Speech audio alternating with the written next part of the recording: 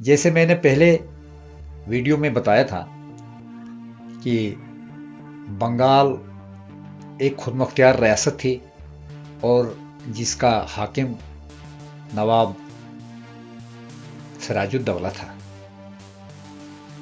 یہ ریاست خود مختار تو تھی لیکن دہلی کے مغل بادشاہ کے تحت اس کی فارن پالیسی تھی. انگریز ہر حال میں بنگال پر قبضہ کرنا چاہتے تھے. انہوں نے حملہ کرنے کے لیے بہانے تراشے. مثال کے طور پر انہوں نے کہا کہ سراج الدولہ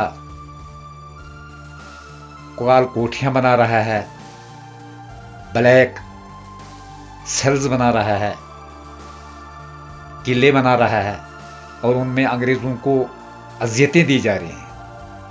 ایک افسانہ یہ بھی کھڑا گیا کہ ایک کال کوٹری میں جو 8 مربع فٹ کی تھی اس میں 146 سپاہیوں کو رکھا گیا جس میں صرف 23 بچے. یہ ممکن ہی نہیں ہے کہ 8 مربع میٹر کے ایک کوٹری میں 146 لوگوں کو جو ہے بند کیا جائے. سراسر افسانہ ہے. بہرحال یہ پلاسی کی جنگ شروع ہوئی. اس جنگ میں سراج الدولہ کے 30,000 فوجی تھے، 15,000 اس کے گھڑ سوار تھے اور 55 یا 40 توپیں تھیں، جبکہ کلائیو کے پاس توپیں اور 3,000 فوج تھی. لیکن اس پلاسی کی جنگ سے پہلے ہی میر جعفر کو، جو سراج الدولہ کا ایک تجربہ کار سپہ سالار اور جرنیل تھا، کلائیو نے لالچ دے کر اسے بنگال کا نواب بنانے کا وعدہ کر کے اس کو اپنے ساتھ ملا لیا.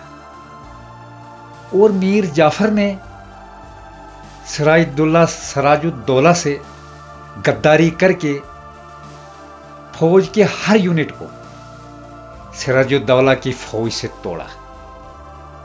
دوسرا کام کلائیو نے یہ کیا کہ ایک اور سپہ سالار، اگر میر جعفر نے غداری کی تھی تو اس کی غداری کے باوجود بھی اگر ایک اور سپہ سالار اس جنگ میں شریک ہوتا، وہ سراج الدولہ کے فرما بردار سپاہیوں کی کمان سنبھال سکتا تھا اور انگریزوں کو چنے چبوا سکتا تھا.